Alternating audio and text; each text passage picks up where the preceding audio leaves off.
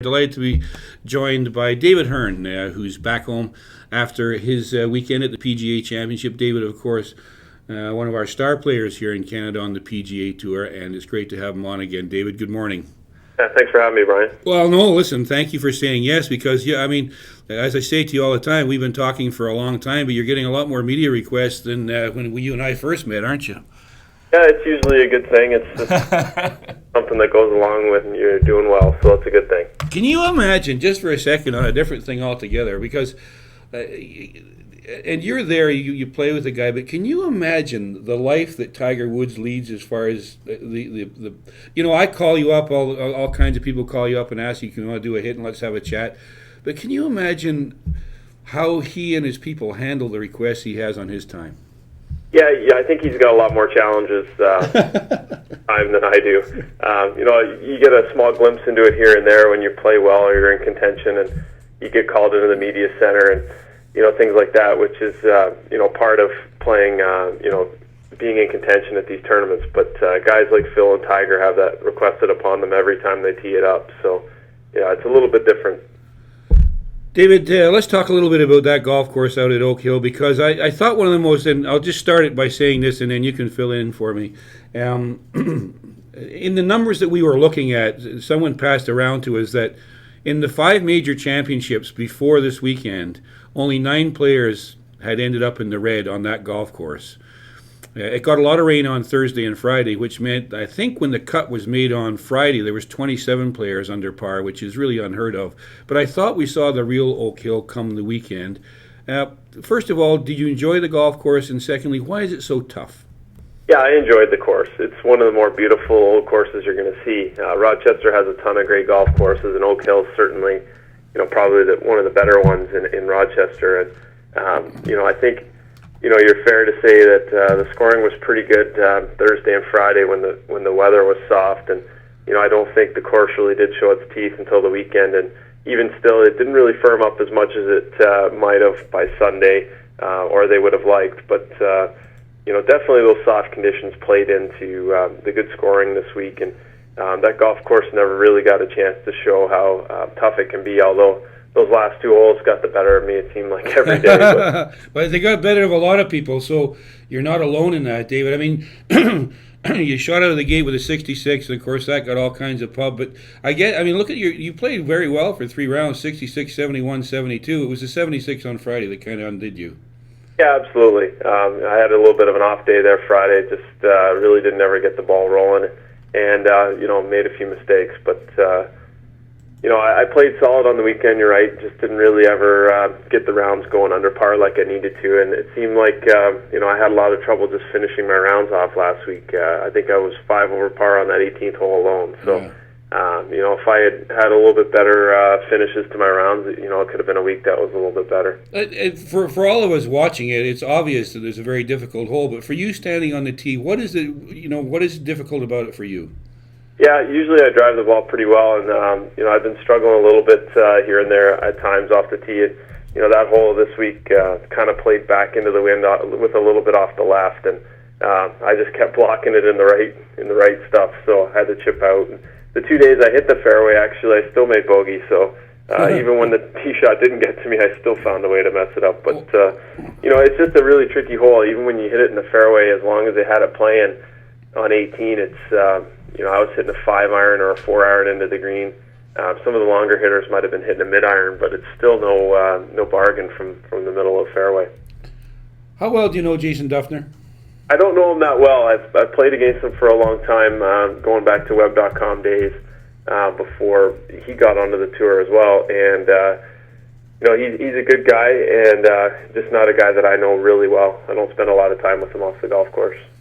It's actually funny. Everything's been written about his personality as a Dufner and all the rest of it. But hey, everyone is not a gregarious, out there sort of banging the drums and the cymbals type of guy, and he is the way he is. He's just got the waggle is the thing. When you watch a lot of golf, you know who it is without any commentary, just by your position over the ball. You could never mistake him. I don't think there's anyone left in the game that has the amount of waggle that he has. That's going way back to the 50s and 60s.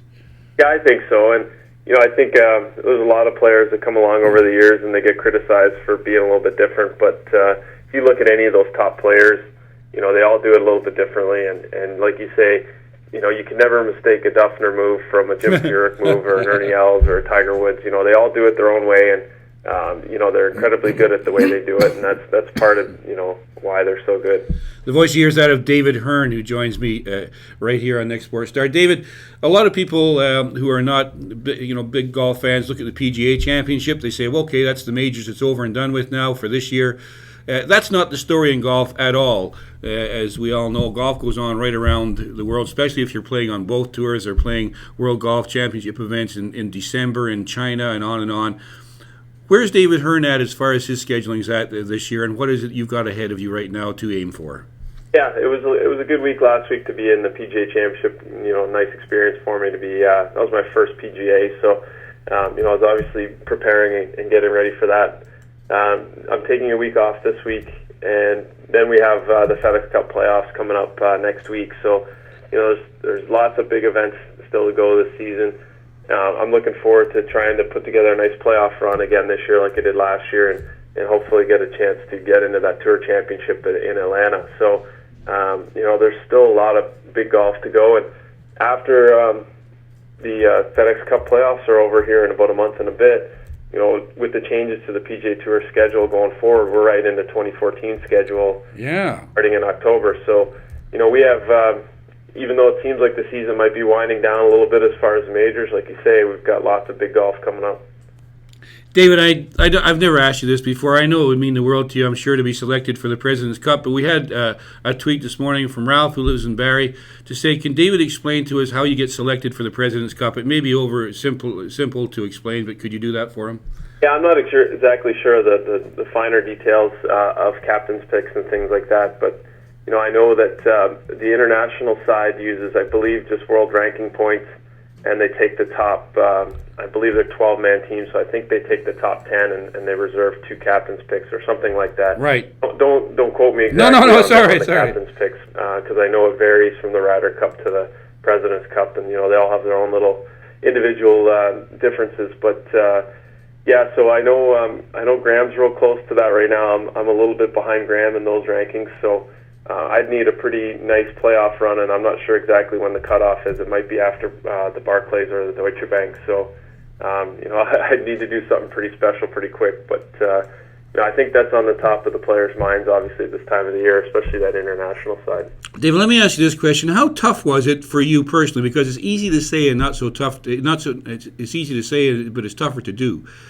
How easy was it for you to take the advice that Gretzky and Mike Weir gave you when they talked about after the John Deere, when you had that putt to win it? How easy was it to take their advice to concentrate on all the good things you did rather than dwell on the fact you didn't win it?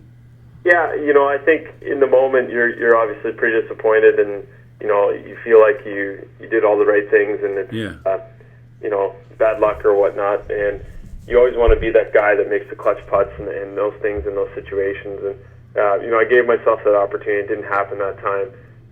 But when you look at the grand scheme of things, and I'm not saying that I'm a Jack Nicklaus type player, but he won 18 majors and he was runner-up, almost the same amount of times. So, even a great champion doesn't make every putt to win. So, definitely it was great to hear from those guys, and they have some good advice. And basically they just say keep on going, and you just got to look at it like it's a good step forward, and that's really the way I looked at it. Obviously, as I say, in the moment you're a little disappointed, but in the big picture, it's obviously a step in the right direction.